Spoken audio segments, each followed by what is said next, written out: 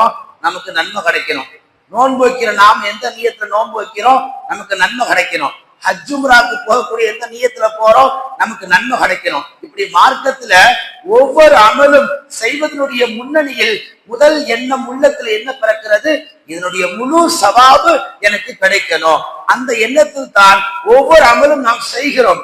ஆனால் அப்படி செய்யக்கூடிய நாம் அந்த அமலுடைய காலகட்டங்கள், அதற்கான நேரங்கள் வருகின்ற பொழுது பள்ளிவாசலில் மஹல்லாவை சார்ந்த இஸ்லாமியர்கள் அறவே அதில் கலந்து கொள்வது கிடையாது. அல்லாஹ் சொல்லுகிறான், ஒவ்வொரு மனிதரும் செய்யக்கூடிய அமலுக்கு தான் நன்மை அவர்களுக்கு பரிபூர்ணமாக கொடுக்கப்படும். யார் எந்த அமலை டார்கெட் பண்ணி செய்யறாங்களோ அந்த அமலுக்கான முழு நன்மை அவர் பெற்று விடுவார்.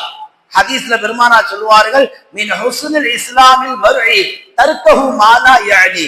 ஒரு முஸ்லிமுக்கு அழகு என்ன தெரியுமா, தனக்கு தேவையில்லாததை எல்லாம் விட்டு தள்ளுவான். தனக்கு எது தேவையில்லையோ ஒரு முஸ்லிம் அதை விரும்பவே மாட்டான்.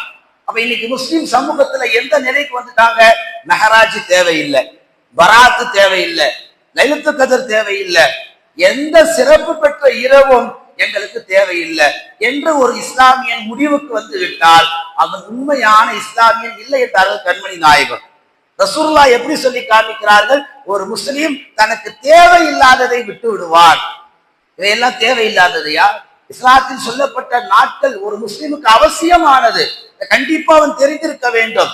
இதை ஒருவன் தேவையில்லை என்று தூரமாக்கினால் உண்மையிலே அவன் இஸ்லாத்தை விட்டு தூரமாகிவிட்டான் என்றார்கள் கண்மணி நாயகம் ஸல்லல்லாஹு அலைஹி வஸல்லம். சலாஹுத்தீன் சுல்தான் சலாஹுத்தீன் என்று சொல்லக்கூடிய ஒரு பெரிய மார்க்க இறை நேசர், ஒரு அற்புதமான வாழ்க்கையை வாழ்ந்தவர்கள்.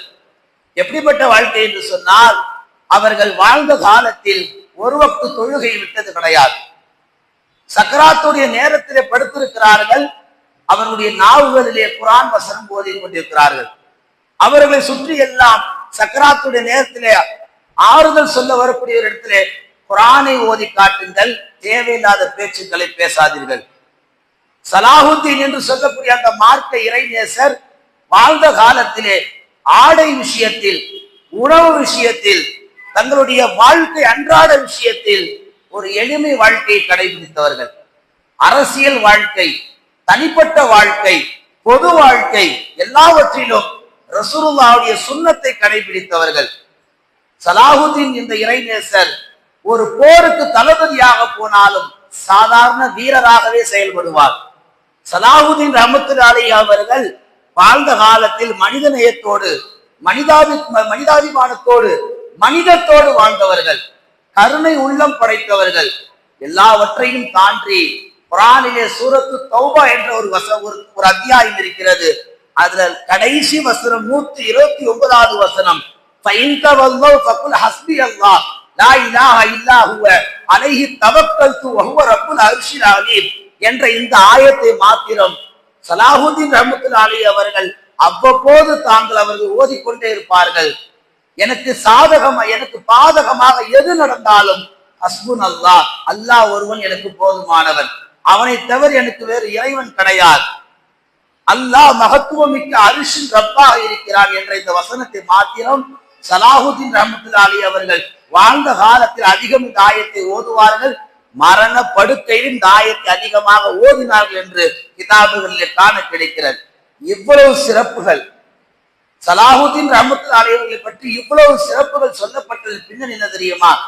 இது அத்தனைக்கும் அவர் எப்படி சொந்தக்காரனாக மாறினார் என்று கேட்டால் வரலாற்று ஆசிரியர்கள் எழுதுகிறார்கள், சலாஹுத்தீன் சுல்தான் சலாஹுத்தீன் ரஹ்மத்துல்லாஹி அவர்கள் மார்க்க சபைகளிலே எந்த சபை எங்கு பயான் நடந்தாலும் ஒரு மஜ்லிஸ மிஸ் பண்ண மாட்டாங்க. ஒரு மஜ்லிஸ மிஸ் பண்ணது கிடையாது. பெரிய ஆட்சியாளர், பெரிய செல்வந்தர், பெரிய பணக்காரர், ஊர் உலகம் எல்லாம் அவர் கையில் இருக்கிறது. ஆனால் மார்க்க சம்பந்தமான பயான் என்று சொன்னால் முதல் சஃபிலே முதல் ஆளாக உட்கார்ந்து இருப்பார்கள். அப்படி முதல் சஃபிலே முதல் ஆளாக உட்கார்ந்து பரக்கத்தினால் தான் இவ்வளவு குணாதிசயங்கள் சுல்தான் சலாஹுத்தீன் ரஹ்மத்துல்லாஹியுடைய வாழ்க்கையிலே சொந்தமாக்கப்பட்டது. நாமளும் 60 வருஷமா 60 வருஷமா தொழுதுட்டு இருக்கிறோம். ஏதாவது ஒரு குணத்துக்கு நாம் சொந்தக்காரரா இருக்கிறோமா? பேசுற நாம் கேட்கக்கூடியவர்கள் ஏதாவது ஒரு குணம், பொறுமை என்ற குணம் நம்ம இடத்துல வந்திருக்கா? பொறுமையை பத்தி தெரியல. பணிவு என்ற குணம் நம்ம இடத்துல வந்திருக்கா?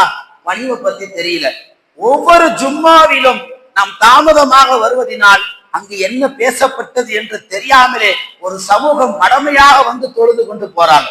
ஒவ்வொரு வருடமும் ஒவ்வொரு மாதம் வரக்கூடிய சிறப்புக்குரிய நாட்களை மஹல்லாவில் உள்ளவர்கள் அதை கடைபிடிக்க தவறியதால் மெஹராஜ்னா பூஜ்ஜியம், பராத்னா பூஜ்ஜியம், லைலத்துல் கதர்னா பூஜ்ஜியம், அரஃபா ஆஷுரானா பூஜ்ஜியம். உனக்கு என்னதான் தெரியும்?